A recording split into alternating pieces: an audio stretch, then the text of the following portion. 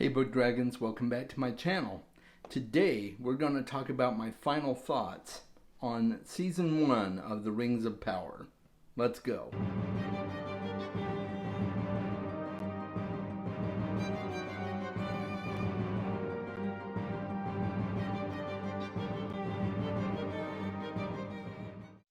Thank you to my patrons. I really appreciate all you do to support the channel.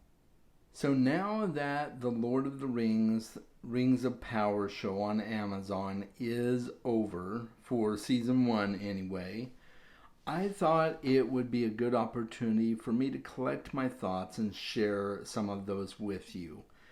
I am going to do this in a spoiler-free and spoiler-filled format, so I will have timestamps in the description below so that you can skip ahead if you don't want spoilers. So I'm going to talk spoiler-free for the first few minutes, and then I will move on into the spoiler-filled discussion, and then I'll have some final thoughts at the end, which again will be spoiler-free. So if you've not finished the show, just be forewarned, you need to watch for that timestamp so that you don't inadvertently get spoilers for the show if you don't like spoilers. If you like spoilers, great, stick around, I'll be here for you. It's not going to be major spoilers, but there will be some.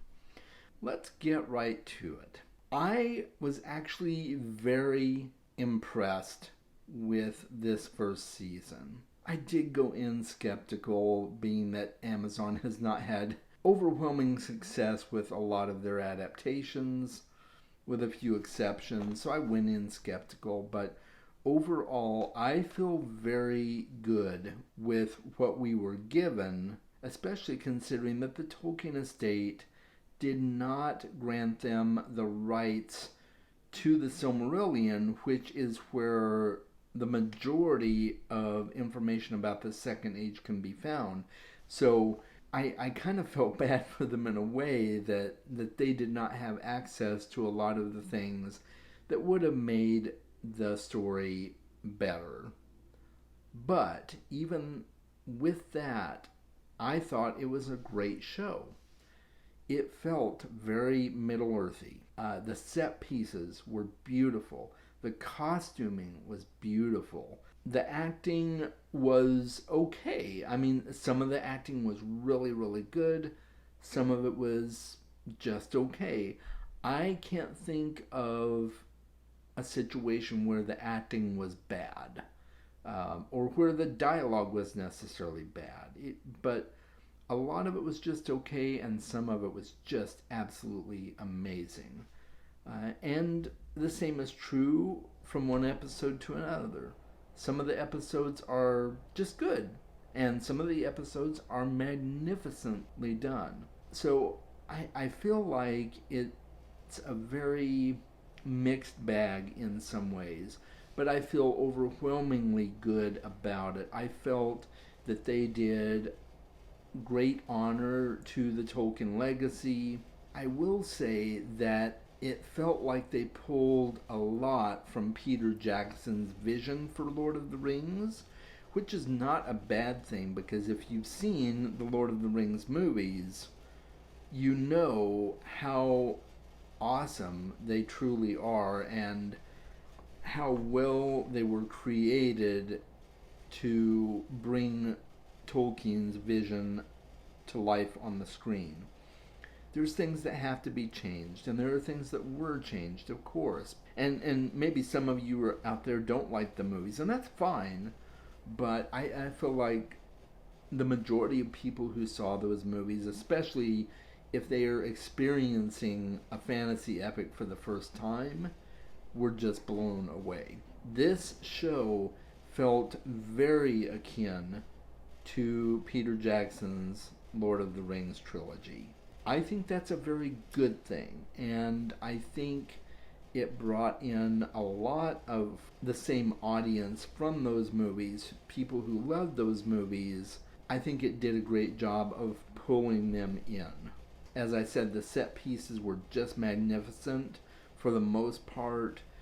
The locations that they spent time in, whether it was the city of Lindon with the elves, Numenor especially was just absolutely grandiose in every respect, and I was just really happy and really blown away by the attention to detail that they put into creating Numenor.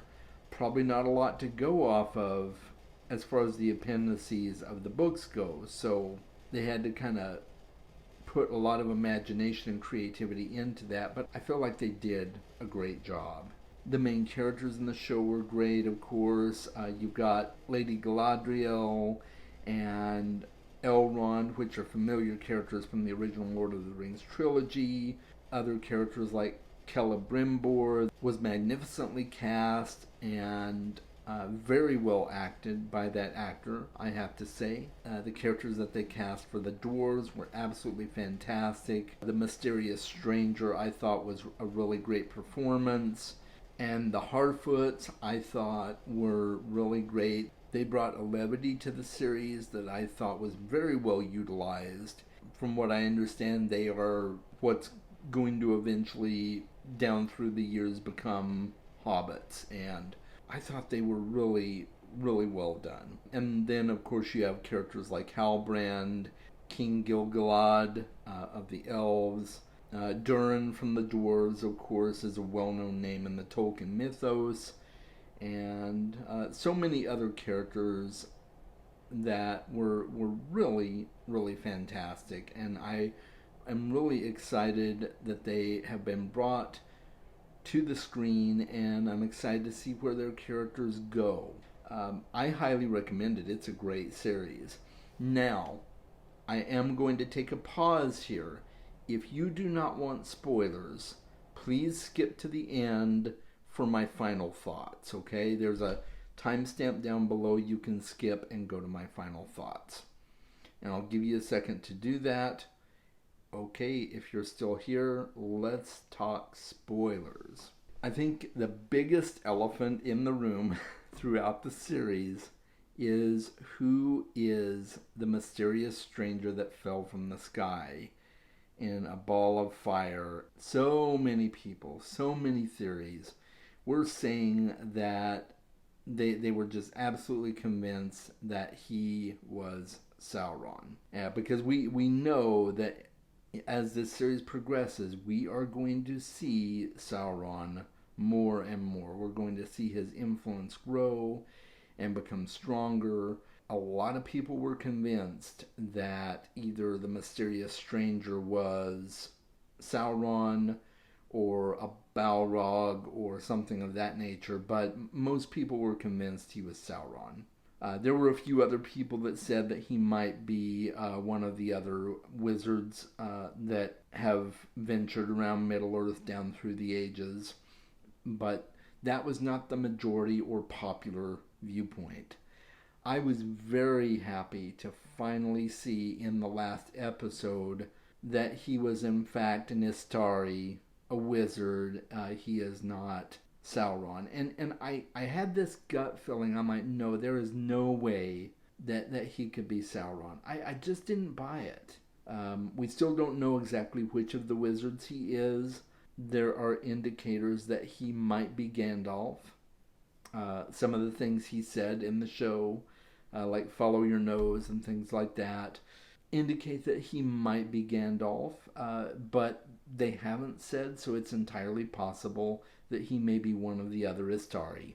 I'm very happy to find out that my gut instinct was correct and he was not Sauron, because the way that they were progressing his character arc, it just did not make sense. Now, I have to admit, I was slightly worried at the very beginning when the witches from Rhûn found him and cornered him and declared to him that he was Sauron. I was slightly worried there. I mean, you could tell by the look on his face that he was devastated if that was the truth. And he still didn't have all his memories back. He couldn't quite deny that he was Sauron, but you know, he was very devastated by the fact he wanted to be good. Even after that initial reaction where they said that, and I'm like, oh my God. I'm like, No, I think that's a misdirect. I was very happy to find out that he was not Sauron, and I was quite puzzled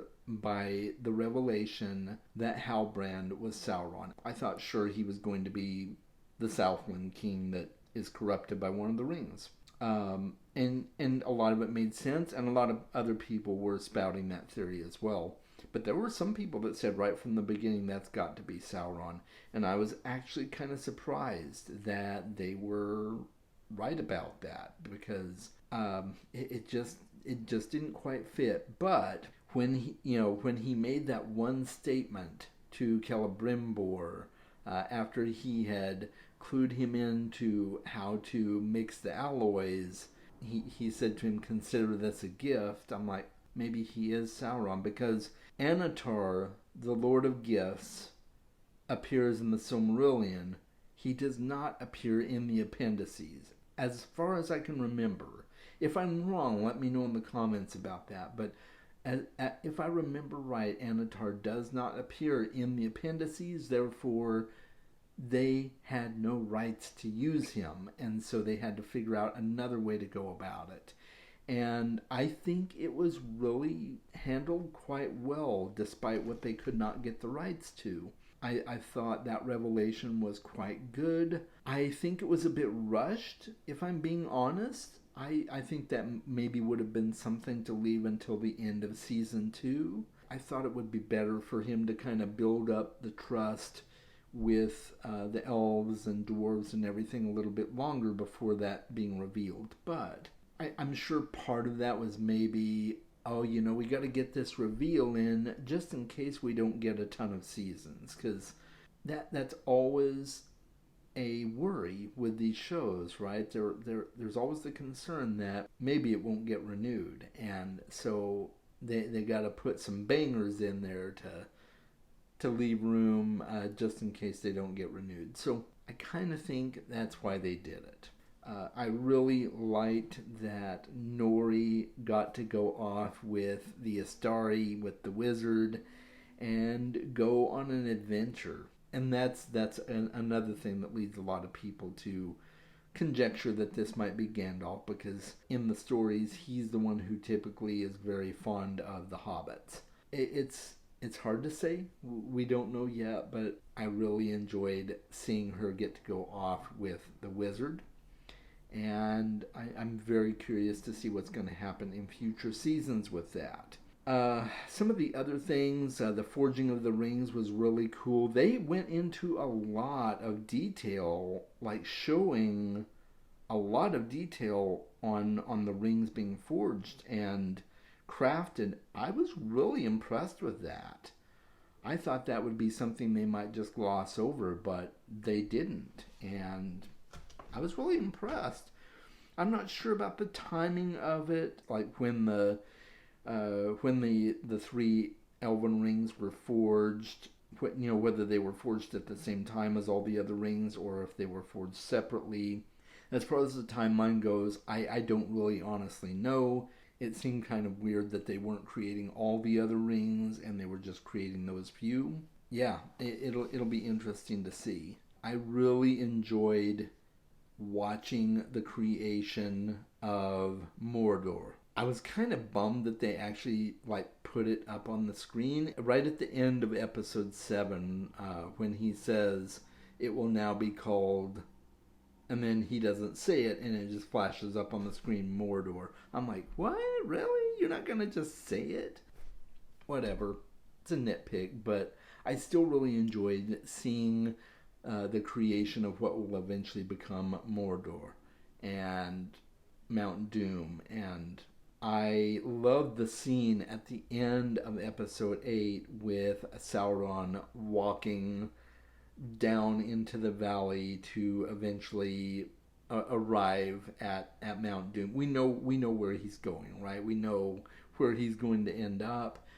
And I'm very curious to see what will happen, because now he knows what it takes to forge the kind of power that he wants.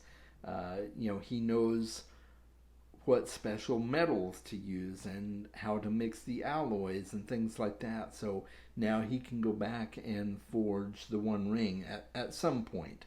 I don't know if it'll be next season or in future seasons, depending on how long it goes. We'll have to wait and see. But I really enjoyed that.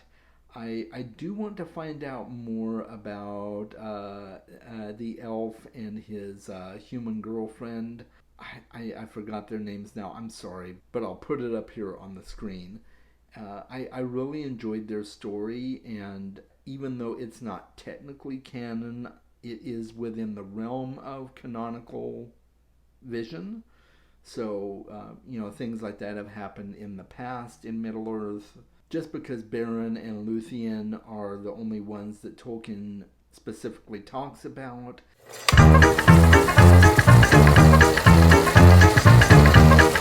that doesn't mean that it couldn't have happened with other mixed relationships. So I'm very curious to see what happens with the Balrog. We only got that brief glimpse of the Balrog when they were quartering out that one mine of Mithril, and I'm excited to see what happens with that. We know that eventually those caverns of the dwarves are going to become known as Khazad-dûm, and there's a lot of things happening with foreshadowing the fall of Numenor, and I love seeing the brief glimpses of the Palantir that is in the Sky Dome of Numenor.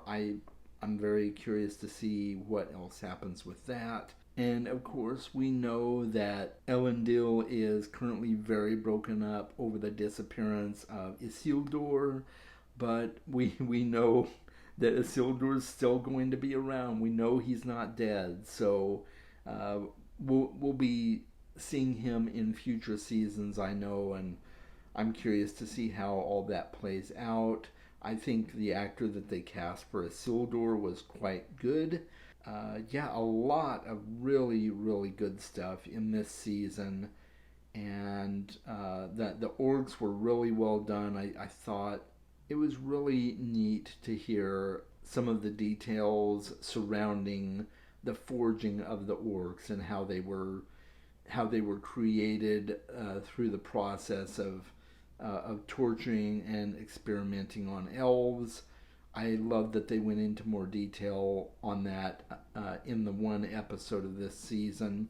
I'm very excited to see what happens with Theo, the young boy who had that sword with Sauron's mark on it. I'm very excited to see what all plays out with that. I'm a very happy Tolkien fan. There were things that I thought could have been done differently, but overall, I was very happy with it. So let's kind of wrap everything up. I was a very happy Tolkien fan watching this show. As I said before, the scenery, the set pieces, the beautiful grandeur of the world, I thought was absolutely well done. The score was absolutely brilliant as well. I really enjoyed the music. There was one song at the very end of the last episode that I didn't really care for. They put the Ring poem to music, and at least to me, it did not work well. It did not seem to fit the Ring poem at all.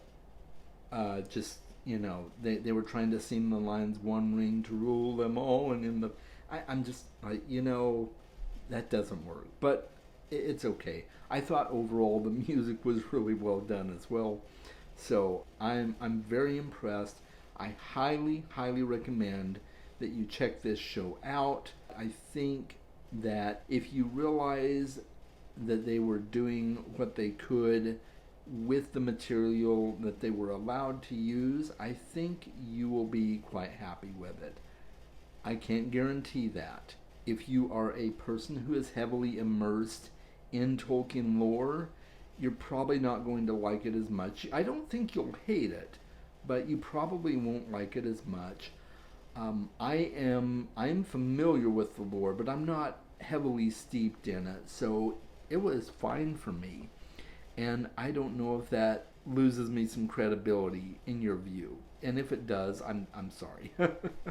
But I'm going to stop here. Let me know your thoughts on the Rings of Power. Have you watched it? Is it something that you feel like is a worthwhile use of your time?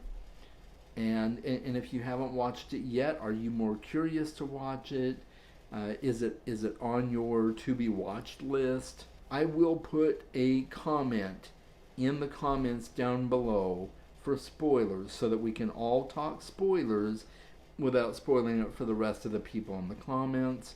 I will talk to you guys later. Make sure you read more books.